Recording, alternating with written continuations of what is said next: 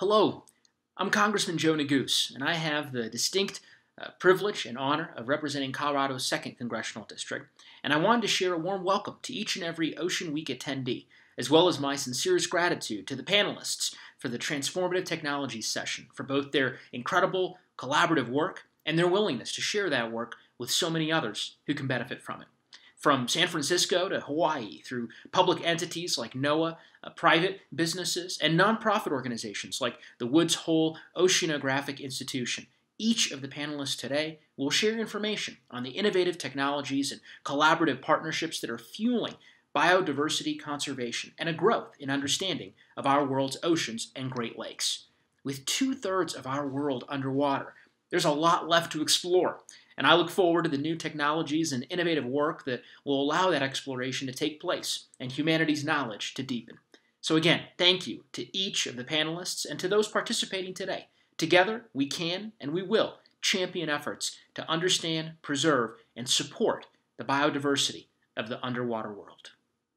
Welcome, ladies and gentlemen, and thank you for joining us here at Capitol Hill Oceans Week 2020. And we're coming to you with a virtual panel on the exciting subject of transformative technologies. And we've got a very well-qualified panel, as you would expect, to come and explain how their work really involves transformation and bringing in new skills, new talents, new opportunities to oceans and ocean biodiversity. It's a very important subject. We know that the oceans are remarkably stressed by the activity that we humans have undertaken. And there's a remarkable confluence of interest and a confluence of technologies that are aligning that cross disciplines and cross traditional methods of pursuing ocean science. So we thought this panel would be very important to share with you in the views of the experts that we have gathered here today. So I'm going to introduce our panelists. You'll first hear from Bonnie Lay, who comes from Microsoft. Welcome, Bonnie. And Bonnie is the head of the Artificial Intelligence for Earth component of the Global Strategic Partnerships of Microsoft.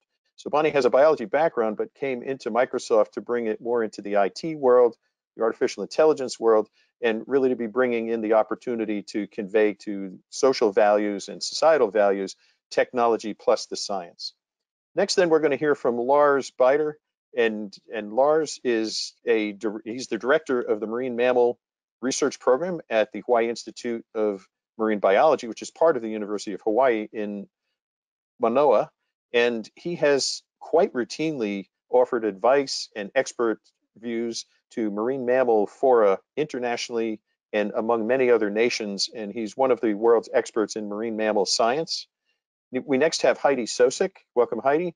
Heidi is from the Woods Hole Oceanographic Institution, where she is a senior scientist and a biological oceanographer. And Heidi is also one of the lead investigators for a very exciting opportunity called the Ocean Twilight Zone Audacious Project, of which I think that whole title is very relevant and resonant with the panel. Let's be audacious, friends. And then Francisco Chavez, who's an old friend and a senior scientist at the Monterey Bay Aquarium Research Institute. And Francisco has quite a career worth of accomplishments in bringing in new methods, new tools, and new means of assessing biodiversity at various scales and components in the ocean. So if we can, I'm going to invite Bonnie to offer the first of what will be 4 brief presentations from our panelists. We'll hear from our panelists, and then we'll ask a few questions, and then we'll move on to conclude with a general discussion. So Bonnie, the floor is yours. Fantastic. Thanks so much for that lovely introduction, Craig. Such a great pleasure to get to speak with all of you today. I'm going to chat a little bit more about the sorts of projects and the work that we're able to do with the AI for Earth program at Microsoft. And so AI for Earth was started about 3 years ago now with the idea, what if we could apply the latest innovations in machine learning and artificial intelligence, apply to scale on the cloud, and apply that capability to the challenges that we are facing in environmental science. We've been working across 4 different focus areas of agriculture, biodiversity, climate change, and water, and looking at across these subject areas how we could better monitor, model, and ultimately manage Earth's precious natural resources. And so this ultimate goal that we're building towards in AI for Earth is looking at how we could actually create this planetary computer, or what we're calling the centralized platform and ecosystem that includes everything from data sets that are properly annotated and labeled for AI modeling, to the infrastructure that would allow these different programs to scale, as well as the actual building of these models and making them available to consume as APIs and applications. And so across the work that we've done over the past 3 years, we've been able to encounter lots of great projects, and we're investing a lot of effort now into specifically how we could, again, tie that into this one centralized platform so that the contributors and the builders of these technical resources are directly connected with the consumers, the end users who could utilize these capabilities in order to improve their decision making and ultimately work at better management of natural resources. And so to date, we've supported more than 600 projects working in more than 85 countries around the world. And as you can imagine, I could speak at length about many of these projects, but I'm going to focus today and focus on 2 specific examples in the ocean space to illustrate what some of the capabilities of applying AI to research are. And as Craig mentioned, before I joined Microsoft, I actually did work as a marine biologist. Here I was working in Myanmar with the Wildlife Conservation Society, getting started their marine conservation program. And a specific program we were focused on around improving shark and ray conservation. And so as you can imagine, there's a lot of work that needs to be done in order to better track the health of the populations themselves, as well as try to intercept and prevent illegal fishing activities. So in this picture, you could see one of an instance where we came too late. This is a very, very large eagle ray catch that was done illegally. And we were only able to come upon the scene when the rays have already been captured and are drying. And so this is exactly the sort of thing that got me thinking, even back when I was working directly in conservation biology, around what are some of the other resources that we could leverage in order to try to be able to take action more quickly? How can we make sure we get the data that we need at the exact time that we need it and be able to act on that? And so one of the projects I'm particularly excited about that we're able to support through AI for Earth is a group called OceanMind that works out of Oxford in the UK. And they're a nonprofit that's completely focused on how can we better stop illegal, unreported, unregulated fishing. And as you can imagine, it remains a particularly challenging issue with more than 60% of our oceans fully fished, 30% overfished, and only 10% that remains fishable. And I'm going to roll through a video for you guys to actually see. It's amazing how much humans take from the sea. Costa Rica is 92% oceans. We want it to be sustainable. Illegal fisheries is a great threat. It's having an impact in our oceans and in our economy and in our environment. There's many issues with sourcing sustainable seafood. We are trying to push for that accountability on the water. Using Microsoft AI, we empower governments, suppliers, and NGOs at scale around the world to prevent illegal fishing in a way that just wasn't possible before. At OceanMind, we receive billions of data points, satellite images, optical imagery, radar imagery, infrared data. We used Microsoft AI to recognize different types of fishing activity, the identity of the vessel, and whether that vessel had a license. We find the suspicious activities so that our analysts can look and investigate it, and governments can enforce more effectively. Now we have data, we can identify vessels, we can identify patterns of illegal fishery and support the Coast Guard. The ability to have third-party verification is crucial in protecting us and our brand as we sell seafood throughout the world. We are making our first API available through Microsoft AI for Earth to anyone who wants to help fight illegal fishing. The time for taking care of the oceans is now. We have the capabilities to change the needle on the sustainability of fishing. I am convinced that we will make a difference.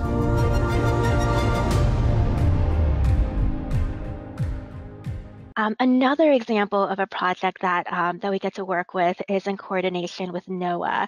And so we've been working with our team with Erin Moreland, who's a NOAA scientist, and she's been, in her career, she's been studying ice seals up in the Alaskan waters. And in the scope of her work, she's looking at studying aerial survey imagery across the Beaufort Sea.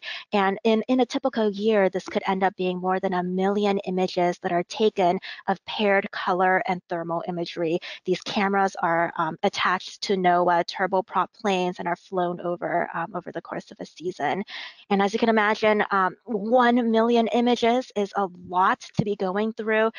That's again in the scope of 1 year. Even with their existing software, they were able to take that 1 million images, bring that down to 316,000 so-called hotspots, or the images that they think are most likely to have a seal present in them.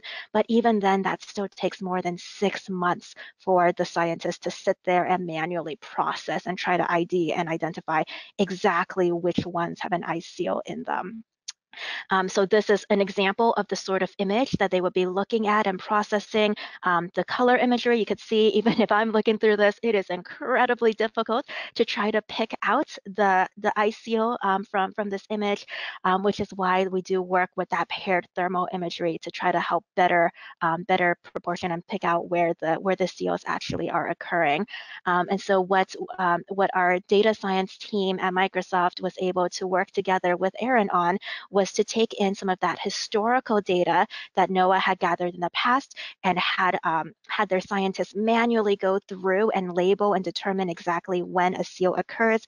They use that into training data for models that would then automatically be able to take in this volume of imagery and pick out exactly where the ice seals occur.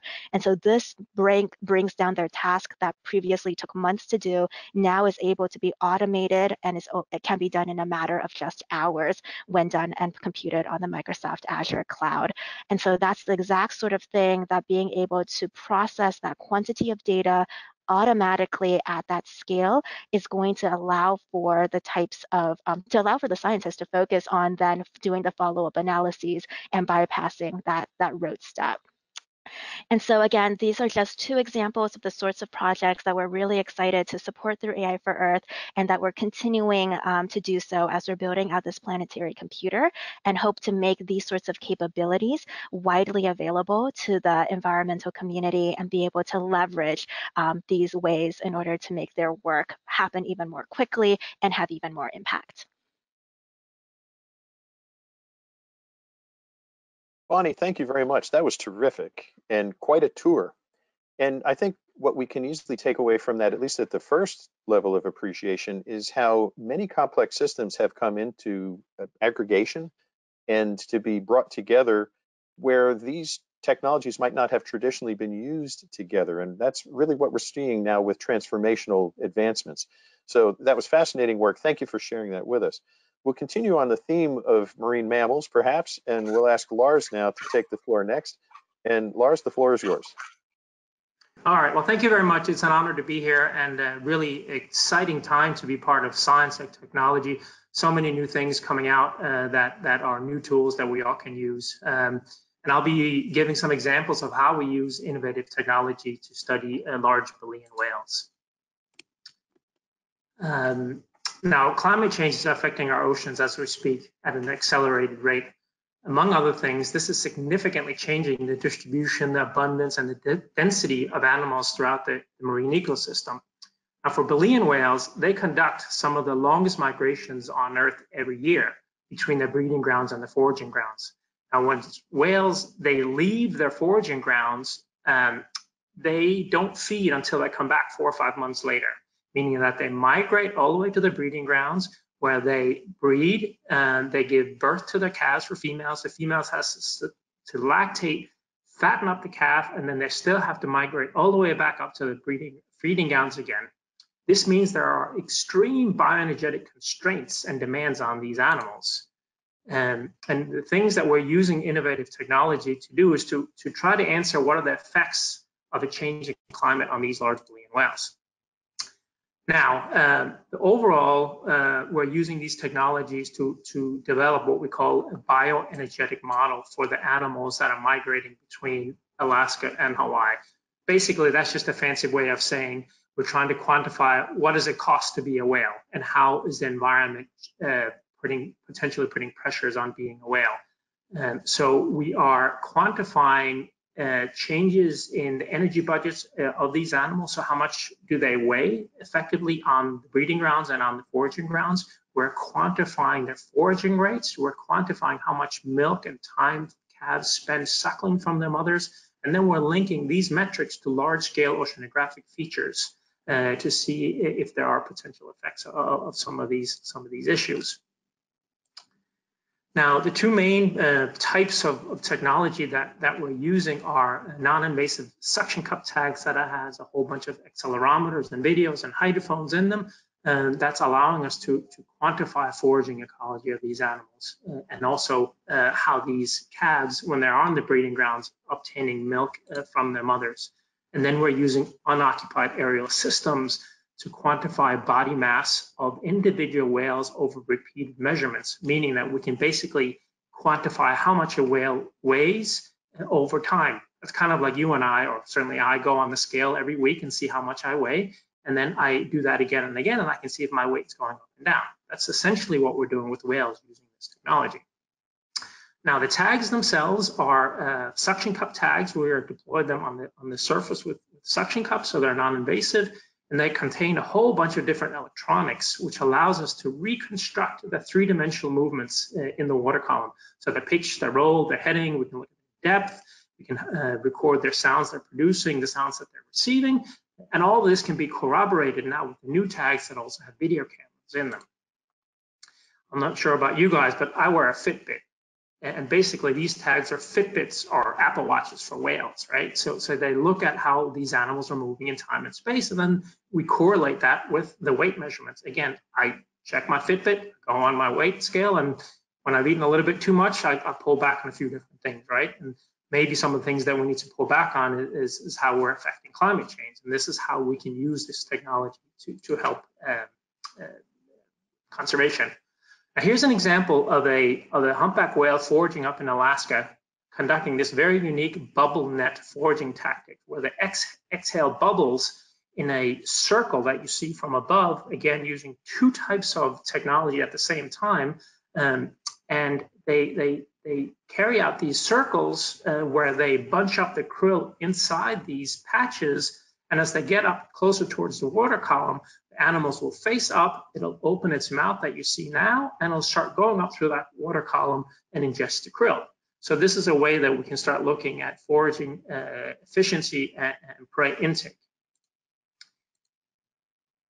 Now, this is a whole bunch of things here, but the main take-home message is that these are the accelerometers that are on these tags together with the videos. Now, what I want you to see here is that we can see when in the water column they start producing these bubbles. We then overlay that with what prey mapping to see how they then hurdle up these different prey. On the bottom panel here, you see these blue lines. That's basically heading. So that goes from minus 180 to plus 180, meaning 360 degrees. So each line that goes up and down is 360 degrees, meaning one circle. And you'll notice that those lines become steeper and steeper and steeper, meaning that the circle that you see from above is getting smaller and smaller and smaller, meaning they're tightening up these krill. So again, we can really see how they're manipulating these these prey patches over time. So we're using these same tags on the breeding grounds where we're tagging the newborn calves with the aim of quantifying for the first time how much time do these animals spend suckling, meaning drinking milk from their mothers. Here's an example here of the calf going straight up to mom. You can even see the milk coming out here. This is allowing us to quantify the energy transfer from the mothers to the calves, and then we link that with our drone estimates, which is looking at growth of these animals over time. So we link those two metrics. Now, this is a hypothetical or a hypothesized change in body condition of humpback whales over a year. So imagine that they've just finished on their breeding grounds. They've just returned to Alaska. So it's early April. This is when we would presume that they're the skinniest because they haven't fed for 4 or 5 months.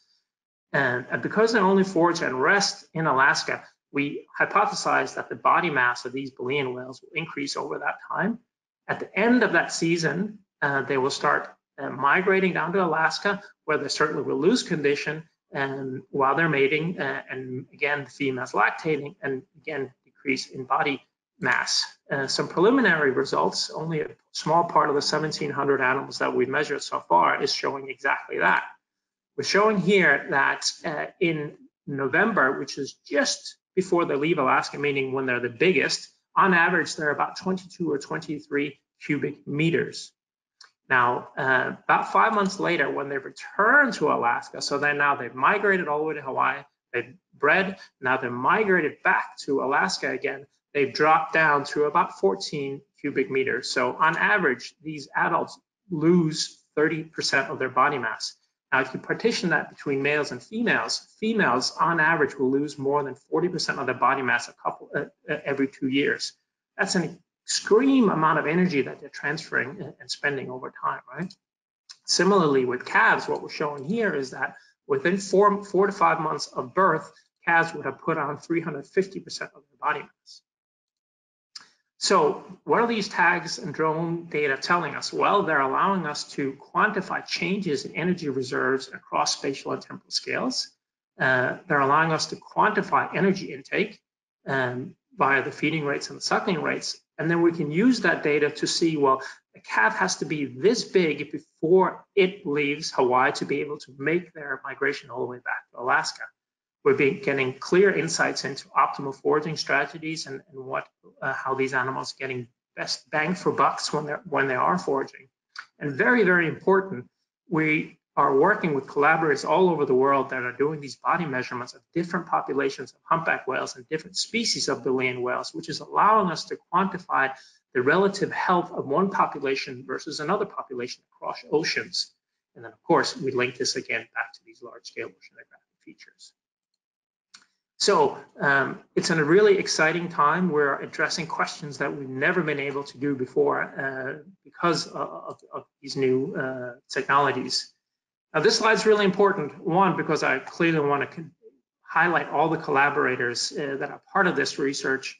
I don't have time to mention them all here, but every single one plays a key role in these kinds of projects. And this is really important as we move forward in science and new findings, is that we all play a different role and have different skill sets. And those synergies among us is what's going to make us successful in the long term in tackling some of these very daunting questions. Thank you. Lars, thank you very much. That, once again, was fascinating. And what I found similarly remarkable there was how just a few short years ago, scientists who were studying marine mammals could only visually observe from a proximate boat, perhaps, but not really find that actual presence in the experience that the whale that you're measuring was experiencing throughout the world's ocean. So the revelation of data and information that's been presented to us here is quite remarkable. Once again, transformational technologies coming into play with very imaginative people being the engine behind that. So we'll move now from the macro scale to a perhaps more micro scale, and we're going to invite Heidi Sosik to present on behalf of her work. Heidi, the floor is yours. Okay. Thank you. It's really fun to follow after Lars because I'm going to take the opportunity to shift attention to the completely other end of the size spectrum and bring some focus to the importance of diversity in plankton.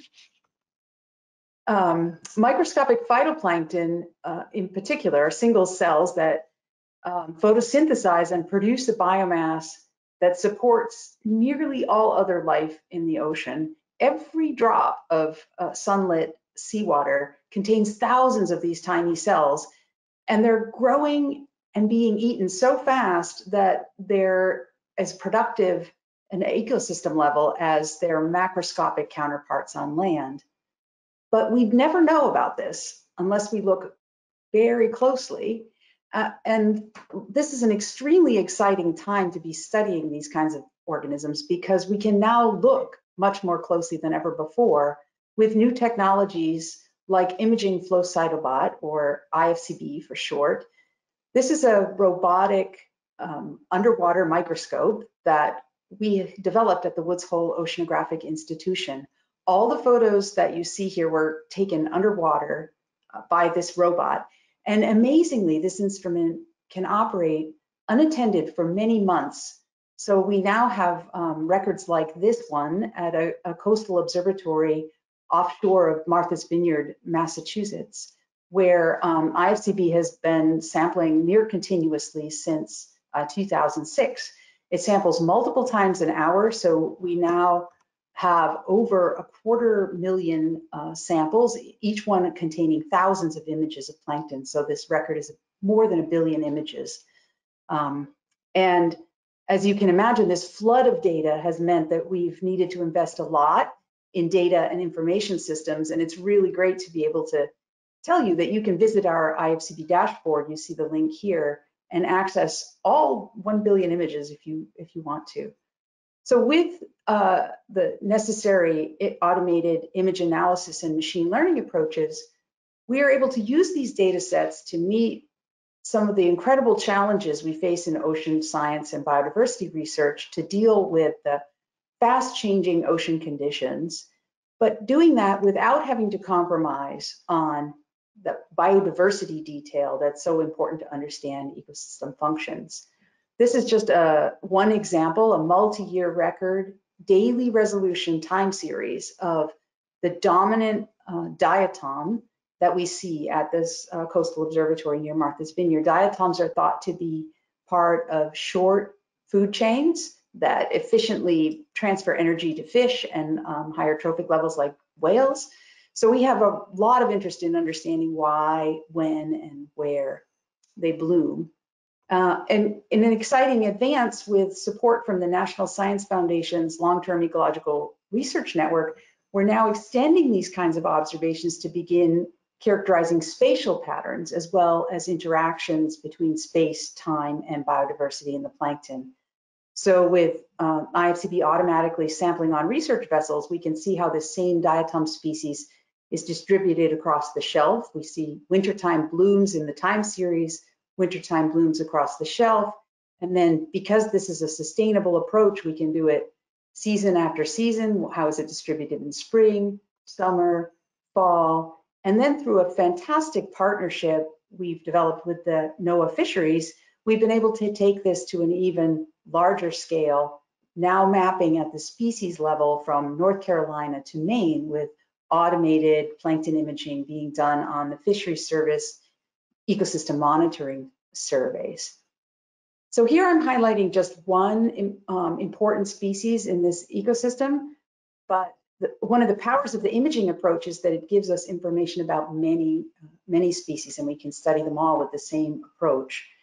I want to step now to highlight what I think is an intriguing way that this kind of research has transitioned rather seamlessly into an application that has very immediate societal relevance. So most of the plankton, like the diatoms I've just been talking about, are an integral part of healthy marine ecosystems, but certain species under the right conditions can bloom and lead to negative effects, such as the production of toxins that accumulate in the food web and can even cause disease in humans who consume contaminated seafood. IFCB imaging approach is now being used around the coast of the US and in other parts of the world as well to detect with the imaging the details of the species-specific morphology. This is helping to mitigate the impacts of some of these harmful events, keep people from getting sick, and provide us with better understanding of why, where, and when these events occur. So phytoplankton are really interesting in their own right, but some of the biggest challenges in biodiversity research are to understand how all the pieces fit together and support the functioning of full ecosystems. Just as one illustration of how complicated this quickly gets, my collaborators and I in Woods Hole are using a range of technologies and partnerships now to explore links between surface productivity with phytoplankton and life in the much deeper ocean twilight zone or mesopelagic layer of the ocean. IFCB helps us track the diversity and biomass of these primary producers in the overlying waters. We're then using towed camera systems and other methods to help us characterize many types of crustaceans, gelatinous organisms, and other animals that inhabit the deep layers in the ocean. We're using acoustic mapping from ships and towed platforms to help reveal deep layers where fish and other animals can reach high densities. And then we're tagging top predators, similar to what Lars was talking about, to help us explore their behaviors and how much of their diets depend on these deep layers of animals. These kinds of fascinating ecological interactions work together to help support biodiversity, productivity, and other functions as large scale as planetary climate regulation. I want to end my remarks by highlighting that the same kinds of multifaceted technologies and partnerships are equally important, not just for this open ocean twilight zone exploration, but also for coastal ecosystems. I mentioned a couple of narrower examples with the LTER and HAB research, but there are many ways that academic researchers are collaborating with government, industry, and managers to push forward. Just to name a few more examples, some other researchers of the Woods Hole Oceanographic Institution are working together with colleagues at Stellwagen Bank National Marine Sanctuary with technologies like digital tags, real-time listening buoys to study and protect marine mammals, and other approaches such as use of autonomous vehicles to help map marine habitats and their relations to biodiversity. So taken together, these kinds of multifaceted technology-forward approaches are really going to continue to be critical for us as humanity to gain the scientific knowledge that's necessary to support sustained biodiversity in the ocean and the associated ecosystem services, not only in coastal environments, but in the global ocean. Thank you. Heidi, thank you very much. That was quite enriching, and the diversity of technology that's being used here is almost as wide as the diversity of the microscopic world that we probably have not spent as much time studying as we know that we could and should. So thank you very much for sharing that. We'll move now to Francisco Chavez, and Francisco, our senior scientist from Monterey Bay Aquarium, is going to bring us into another scale and scope of the micro world. Francisco. Thank you, Craig, for the introduction. I'm going to talk to you about another technology, which is called environmental DNA. If you know, Craig, as you well know, the ocean is full of Argo floats, which give us a beautiful picture of the ocean when we can see maps of them on scales of days and weeks.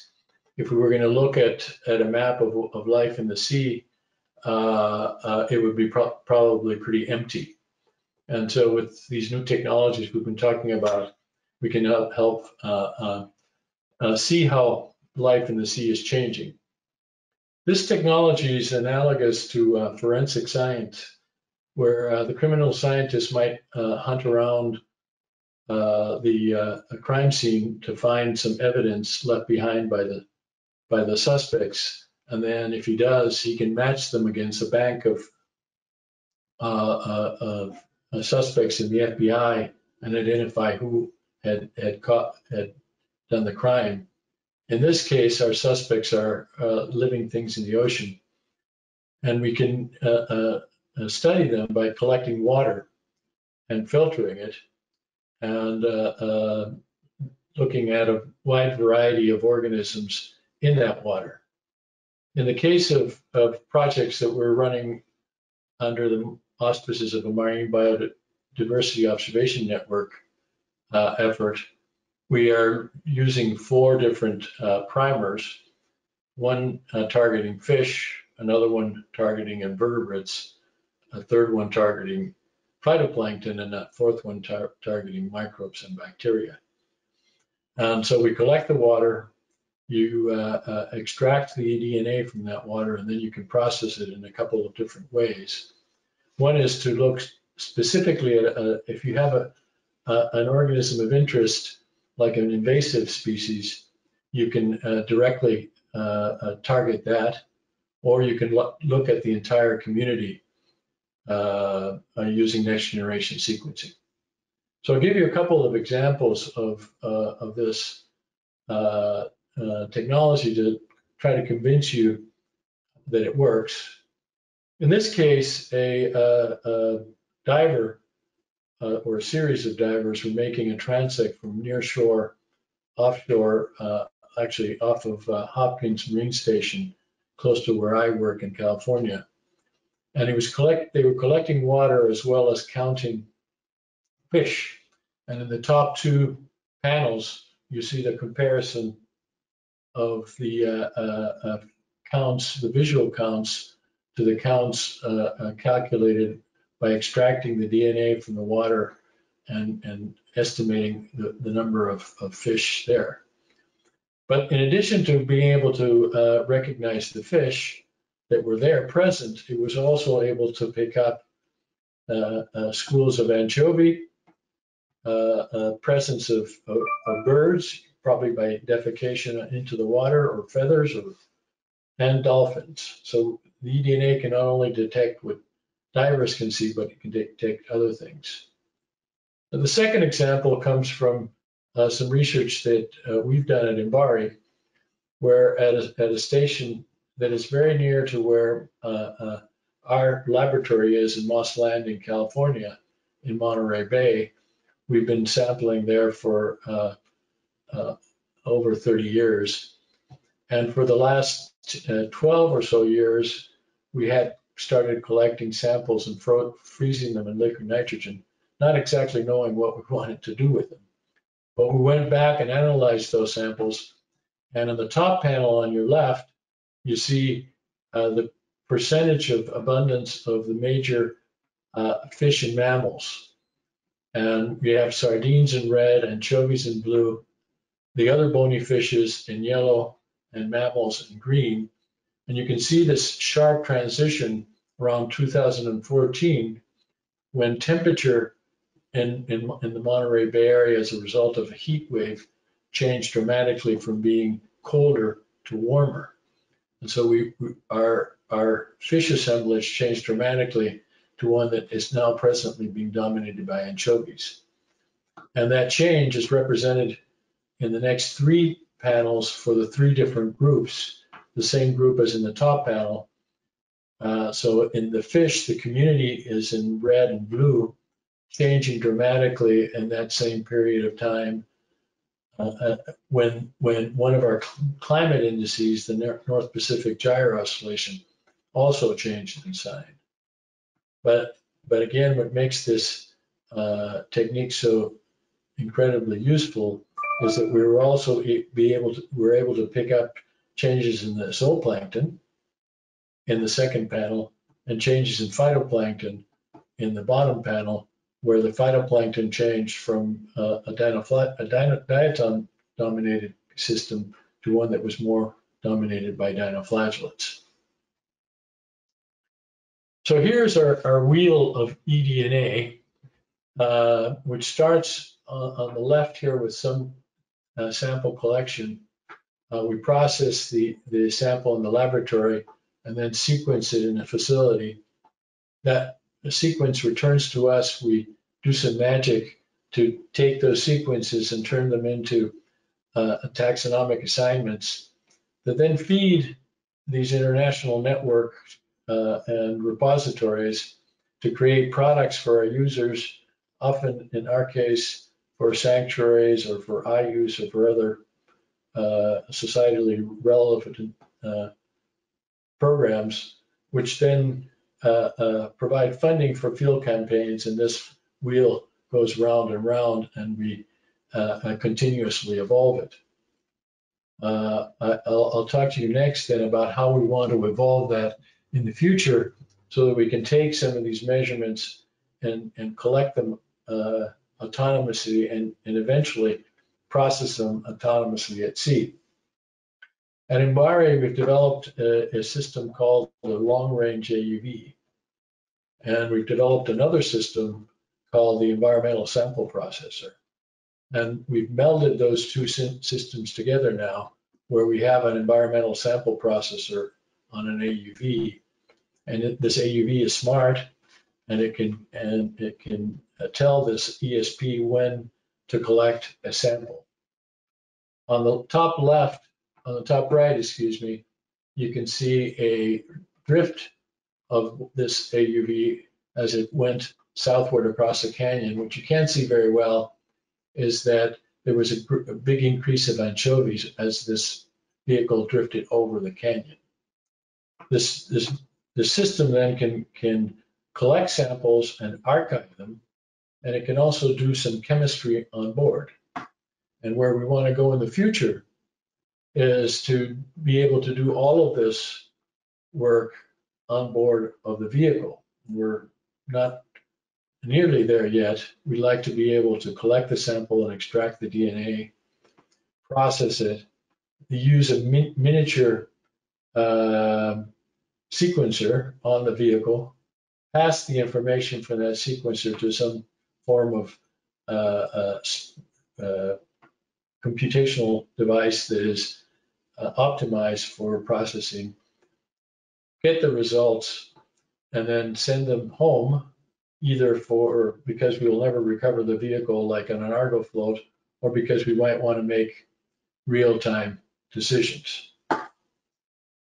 So I want to end the presentation with a little video.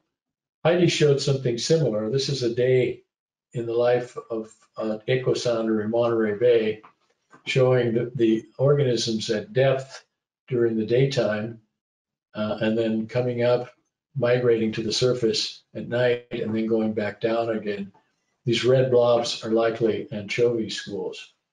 So I'm going to play this video, which is about a whole slew of unmanned systems using multiple approaches, similar to what Heidi showed us to measure life in the sea, because I think we will need every one of them in some form or another. And after I start it, Greg, we can just watch it, and you can take over the, oh, excuse me. You can take over the discussion.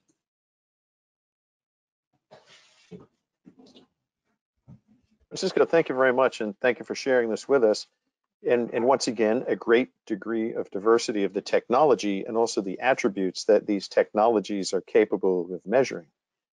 So as we do a quick summary and look back on what we heard, I'm going to jump back to ask Bonnie if she could give us some indication with artificial intelligence as to what other future thresholds do you think that we could break through.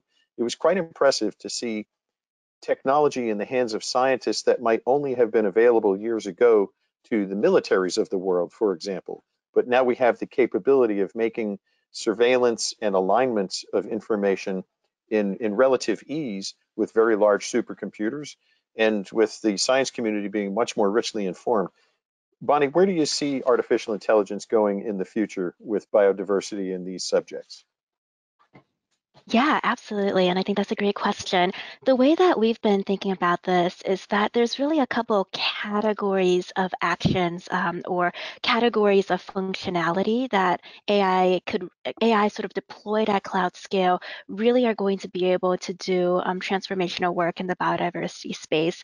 And that's in classification and tracking, forecasting, attribution, and planning. So to sort of quickly dive into each one of those a little bit, classification and tracking is kind of like the examples that I went through today.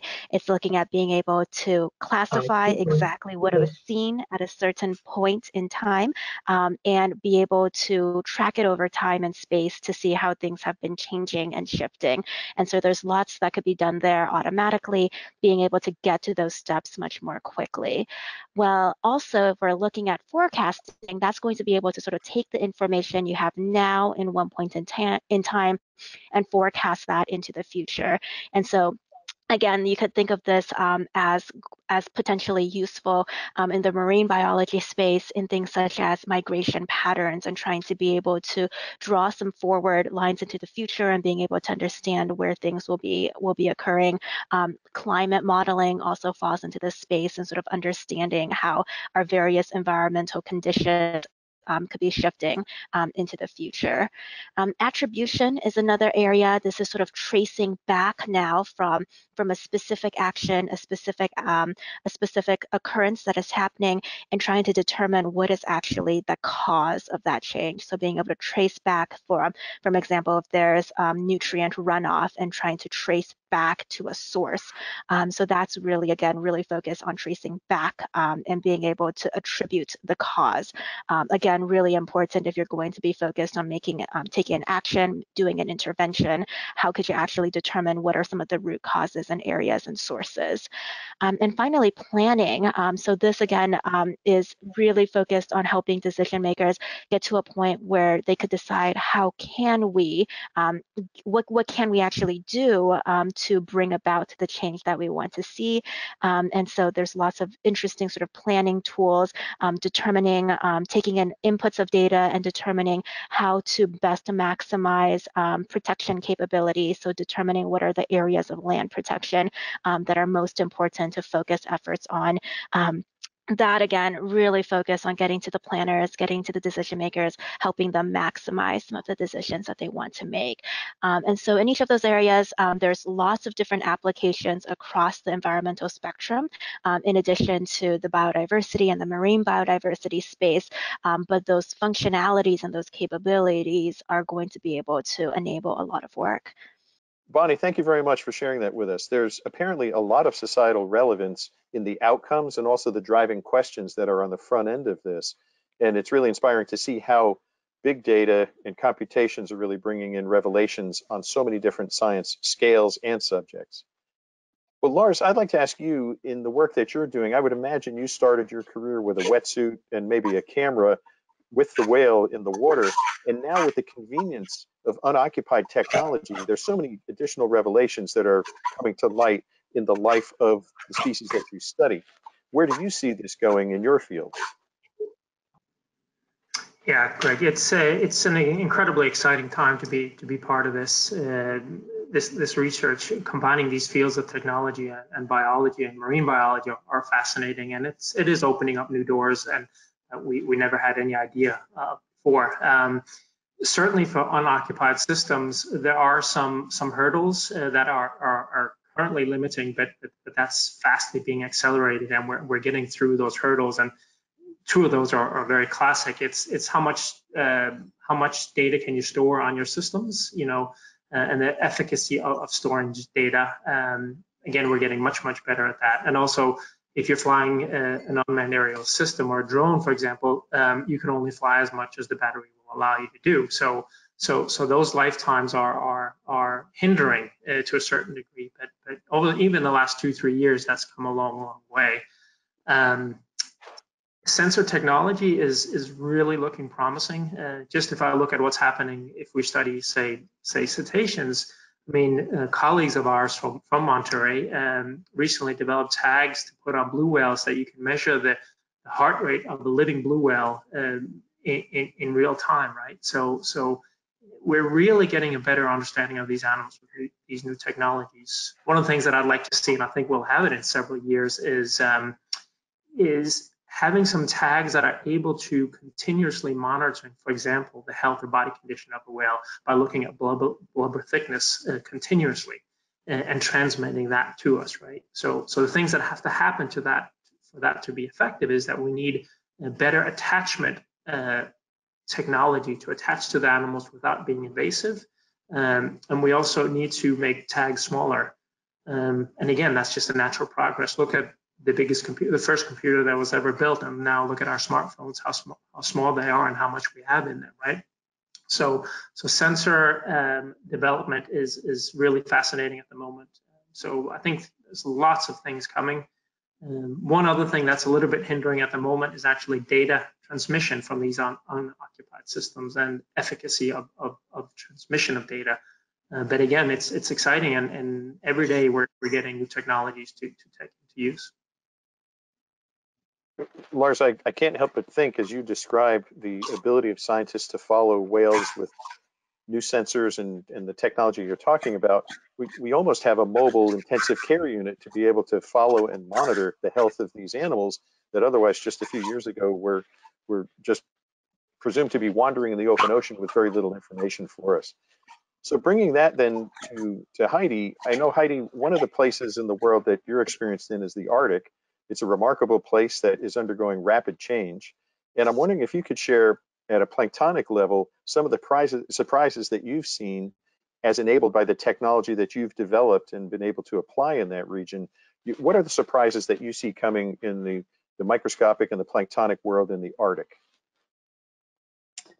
Yeah, that's a great question. The Arctic is a part of the ocean that's really of concern on many levels. It's a great example of where, the challenges of the difficulty of studying marine biodiversity and its impacts are brought to the fore. It's really difficult to access and very rapidly changing. A variety of approaches have been used to give us some insights into what's happening with the plankton as the Arctic is changing. One very important example is that with the increased ice melt and earlier ice melt in the season, the phytoplankton bloom dynamics have been changing. This has been shown through detailed process studies done from ships, as well as from things like use of increasingly autonomous sensors on things like ice tethered profilers, and also from satellite observations of the surface ocean in the Arctic.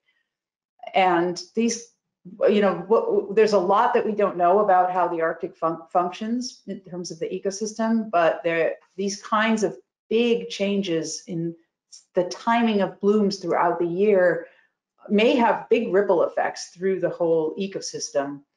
As an example, some of the animals that are primary consumers of those blooms have life cycle dynamics that lead them to have important stages that require feeding at particular times of year. They've adapted over many years to those conditions. And if the blooms are now coming earlier, they may be mismatched with the timing of the outbursts of the life cycles of the consumers. So the phytoplankton production may be sinking out at the end of the blooms instead of moving through the food web, and the typical pathways may have very significant impacts on biodiversity and the fate of productivity in the Arctic. And we need to bring, to bear all of the kinds of observing technologies that this panel's been discussing. As a society, there's an imperative. We have to learn about the Arctic and avoid, for instance, there's likely to be increased human impacts in the Arctic in the coming years as well, through things like resource extraction, increased transportation, and we need to bring scientific knowledge to bear on what the impacts of climate change are in that region, and avoid unnecessarily or inadvertently causing even more problems with other human impacts. So there's an imperative to bring scientific observations to hand to better understand what's happening in the Arctic.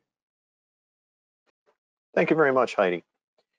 Francisco, I'd like to ask you, the tool that you described of environmental DNA, and I know that several of our colleagues on this panel, if not all of the colleagues on this panel, have some experience in working with that, but you're very close to it. And could you give us an idea of where else you see this being applied, and how remarkable and revolutionary a tool this will be in using these methods in order to quantify life in the sea? Well, I think it's, we're still somewhat in our infancy in this, with this technology, although it's been explosive in its growth. There are a number of uncertainties in terms of how quantitative this technique is and things of that nature, but I think we'll solve them over time, and it will be one of the techniques that we'll be able to use on a global scale. to actually, in 10 years, I would imagine that we would have them on Argo floats. We'll have it operating on Argo floats and things of that nature. And so it's going to open up a complete window into where and how life in the sea is. And it will be complementary with many of the other technologies. But this one really allows us to do this I think, in a way that can be done globally and comparatively. There's a lot of work to be done as a community to get us to that place, but I'm very excited about the possibilities. Thank you. Heidi, let's go back to you and see what you'd like to offer on that subject. I just wanted to offer an example in the Ocean Twilight Zone project that I mentioned. Early results using eDNA to do the kind of forensic analysis of what animals are living deep in the ocean is turning up some surprises that, for example, it appears that there are many more gelatinous organisms than we might have previously thought based on conventional sampling approaches, where those fragile animals are destroyed in nets or not, very difficult to sample otherwise.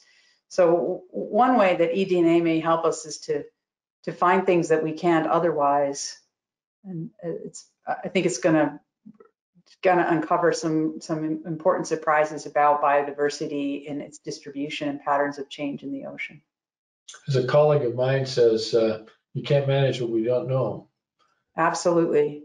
And knowledge. And we're never going to get the knowledge we need about marine biodiversity from any one approach. If someone tells you there's one way to do it, don't, walk away. We need a combination of all kinds of strategies. I think that's a really important message, and I thank you for raising that, because the people who are attending this webcast and who are attending Capitol Hill Oceans Week, let's look at the very front word of that, Capitol Hill. We're dealing with people who have remarkably complicated jobs, many issues to handle, and the importance of marine science and the observations that we are able to find a way to fund is a daunting task to pick which are the right ones. So I really appreciate that word. It's not just one, it's the many, and we need to keep pushing the horizons of technology farther and farther forward. I'm watching the time, and I want to do one last question and ask each of you to answer it if you could. And if I go back in time, maybe the question of a new person coming into the profession would be, how do I get into the profession? Many people were trained in marine sciences. Not everyone has the opportunity to dedicate their careers as you folks have. But maybe now the question's a little bit more timely to basically say, you're all innovators. You are all transformational in the way that you've exercised your own career. What advice do you each have for people who want to follow in your footsteps to be an innovator, to be that transformational agent and really help explore, and in your case, the subject of biodiversity, but in wider sense, what's the magic sauce to being an innovator? And let me go in reverse direction. I'll start with Francisco. Thanks, Greg. No, it's a really good question, and I'm not sure I have a simple answer. I think with technology and science, you have to have you have to think a little bit like an engineer and know a little bit of science. And so it requires a little bit of a broad approach to things, which is not necessarily the way we've taught our students to be. We want them to be specialists, because if not, they won't be able to compete for a job or things like that. So it's I think it's a matter of patience. It is good to learn one trait well, but then take your time and broaden your horizons. That's interesting, Francisco, as you say, teach someone a heightened level of expertise so they can compete for a job well. And one would wonder whether years down the road, the metric of competition would be measured differently.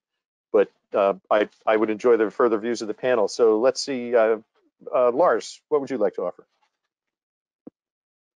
Yeah, I jump in with both feet and just go for it. I mean, I had no idea I would be doing what I'm doing now, right?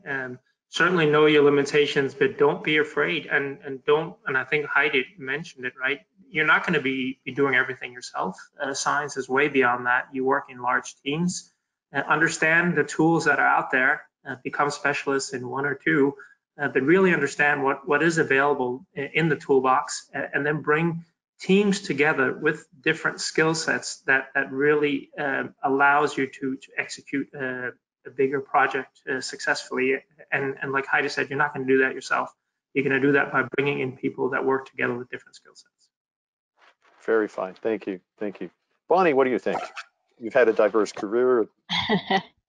Yeah, and I think to echo a little bit of what the other panelists mentioned too, I think if you really want to be a conservationist, you really want to be working in this area, it really helps to have a little bit of that interdisciplinary perspective and being able to communicate not only with other scientists, but with technologists, but with policymakers, with local communities. And I think part of that is, sometimes you get really engrossed with your specific project or your specific problem. Some of where I've actually found the most interesting results to come from is actually when you're talking with people who might have a completely different background, working on something completely different, that it sparks that something, like, oh, that might be an approach that I might want to try. Maybe we could work together on this. And I think that's the bit, if you keep sort of like searching for and widening your perspective and not necessarily just sort of diving really, really deep in expertise in one bit, that really opens up the horizons for what's new and what's exciting and what's different. Thank you. Thank you. And Heidi, we'll ask you to bring it home. Wow, I just love all the remarks that these panelists have made. It's been so much fun listening to this, and I agree with them all. I think I would just add a couple of points of emphasis. Follow your curiosity. I don't know anyone who's successful who said, oh, I'm going to be an innovator and set out to do that. They followed their curiosity, and along the way, innovation came along to help drive that the need to satisfy your curiosity. And I would also just say, from my experience, these kinds of partnerships and collaborations across disciplines are so catalytic, but they're super hard work. Don't expect them to just be like falling off a log. Oh, I'll get a collaborator. You really have to invest and stay the course to learning how to talk to each other and work together. And the result of that is so rewarding and leads to the kind of innovation that I think we're all enjoying. Very, very fine way to conclude and to wrap this and to realize the success that you each have enjoyed in your own aspect of your careers and how you have diversified yourself. We're talking about biodiversity, but your careers have been remarkably biodiverse and ranged into any number of geographies and species and technologies. I find it absolutely stimulating to be in your company, and I want to say thank you very much. So let me conclude here now with our Transformational Technologies seminar here. I want to thank Bonnie Lee from Microsoft. I want to thank Lars Bejder from the University of Hawaii. I want to thank Heidi Sosik from the Woods Hole Oceanographic Institution, and to thank Francisco Chavez from the Monterey Bay Aquarium Research Institute. My name is Craig McLean. It's been my delight to host here from NOAA, and I wish you all continued success.